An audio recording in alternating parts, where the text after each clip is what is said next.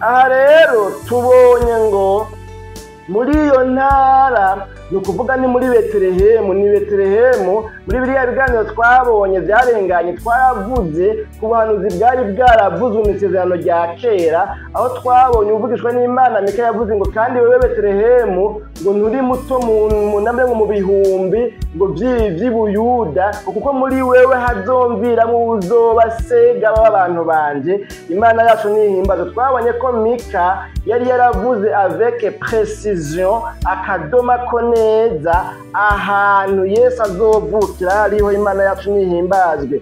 None rero aha ari ngo muri ino ntara ya Betelehemu, muri ino ntara ngo muri iyo ntara ngo hariho abungere bari baraririye intama zabo, umukuku w'intungwa zabo. Murabizi ko muri abo batunze inka ko habaho ibintu byo kugisha, ugasanga kumbura abantu baravuye mu ntara y'iwabo bagiye mu yindi ntara kuragirayo, kubera yuko kumbura ariho hari amaragiriro, hariyo ubwatsi, kumbura ugasanga ubwatsi bwarabuze, bwakeshe, burakenye, hanyuma hakabaho kugenda kugisha.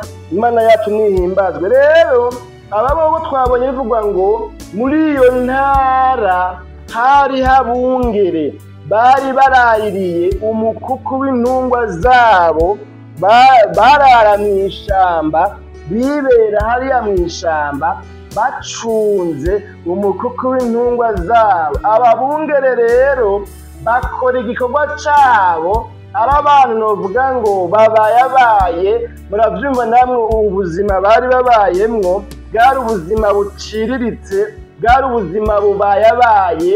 Umwungere aba mw'ishamba, hariya ahantu hari imvura, hariya imvura igwa ikamunyagira, hariya ahantu hari imbeho y'igikonyozi, akabayo akararayo. Muca muvyumva namwe imibereho yabo n'imibereho iciriritse.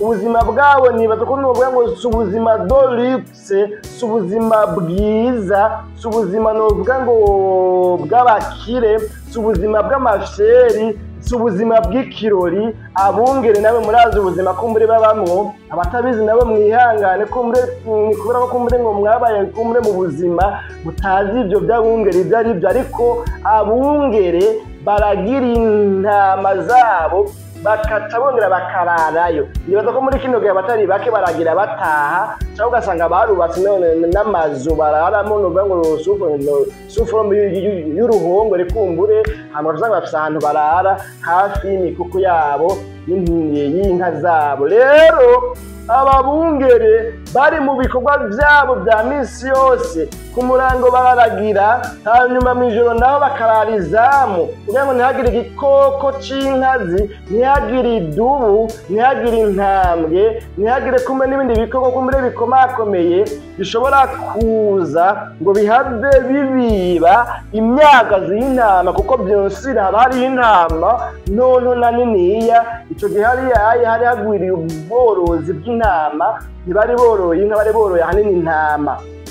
Rero mw'ijoro baca barara izamu. Birumvikana yuko kumbura habaho kugomborana, bamwe bakaryama abandi bakarara irondo, bagaterama bakaba amaso, hama hakabaho kuza baragomborana. Ibintu nyene nk'ibyo. Imana yacu nidutabare. Bene data bakunzi ba kino kiganiro, umuntu yokwiyumvira ubuzima bw'abungere ingene baba babayeho, ingene bashobora kuba kumbure. Urazi umuntu aba mw'ishamba n'inzoka ziba zihari. Tumenyereye kubona no mu mihana yacu iyo hafi hariho ivyatsi, hariho ishamba, usanga inzoka zateye mu mazu yegereye aho hantu kubera inzoka ziba mw'ishamba. Imana yacu nidutabare. Nubwo buzima rero barimwo abungere, nibwo buzima bari bibereye. Mu gihe hari abandi bari bibereye mu mazu kumbure ajererenze y'ama etaje meza mu gisagara ca Betelehemu no mu gisagara kumbure bindi nkuko tubibona no muri kino gihe.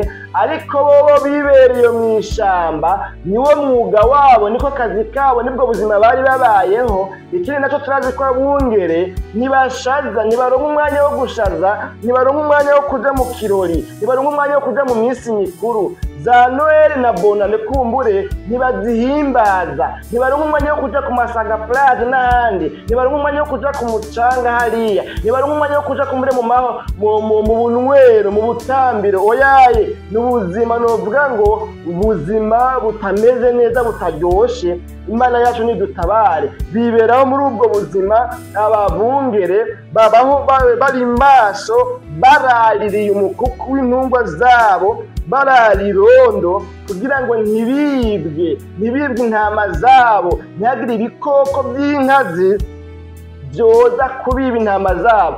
Rero Bibiliya ngaha ntiyerekana ngo ubwo buzima bari babumazemo igihe kingana iki, ariko icyo yerekana yuko ijoro rimwe batari biteze, batari bazi yuko bafise vizite y'umumarayika avuye mu ijoro igihe kimwe, ijoro rimwe tutazi ngo zari itariki zingahe, bakoze akazi kabo nk'uko bahora bagakora, hanyuma baragomborana kwa kundi ku marondo bahora bagomborana, biberaho uko nyine n'ubwo mu buzima n'ubwo buri normal uko nyene, ariko ntibamenya yuko uyo munsi bafise visite speciale ijuru ryabiyumviriye ko ryarungitse intumwa ngo ize kubagendera, ize kubatemberera, ibatera iteka, ibatoneshe, ibabwire ubutumwa bwiza bw'amahoro, ubutumwa bw'akanyamuneza,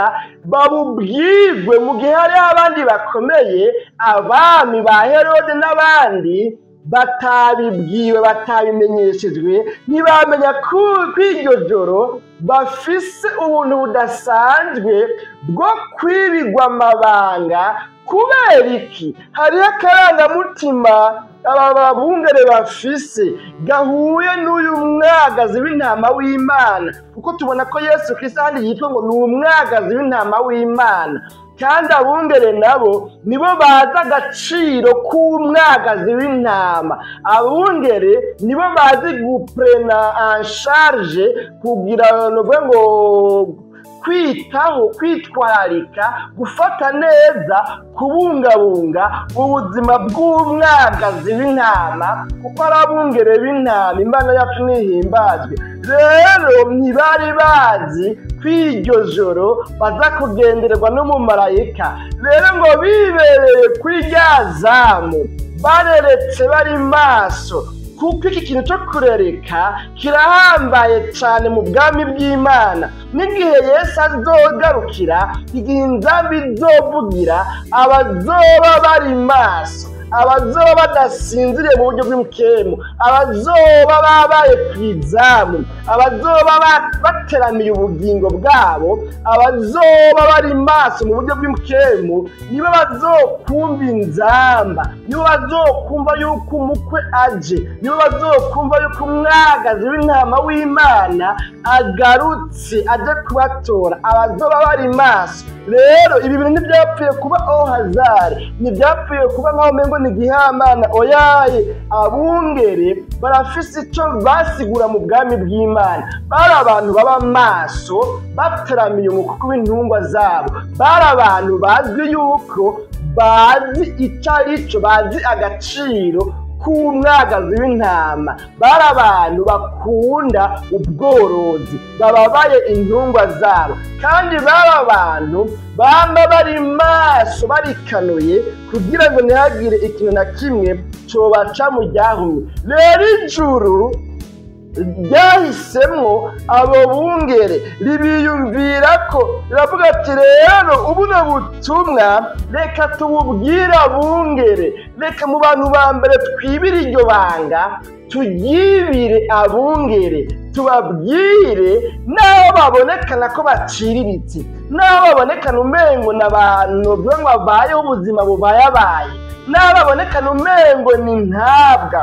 Namwe soba komantere iraho Bibliya isigura kuri ibi bintu bijyanye n'ubutumwa bwiza bwavuzwe mu gitabo cya Luka, sanga baravugamo ingene Luka yaciye akarongo, yasurinye, yashize imbere, yashimikiye cyane ku kungena Imana ibabaye kandi yitwararika abantu bari barabaye intabwa, abantu bari barasuzuguwe, abantu bari barimwe ijambo, abantu batari bitaweho, abantu atawarababaye, abantu n'ubwo ngo bari barahindiwe inyuma y'igisagara. Luka yerekana ingene Imana abo bantu biyegereza, kandi kukaba nkako twabaye muri ca kiganiro ingene Mika izi circonstance yavugishijwe nk'aya majambo, ngo hari abantu bari basigaye ari abantu ngo baboro banyagupfa, ngo hakaba n'abandi bitwa ngo ni banyagukira n'abakire bica bagakiza.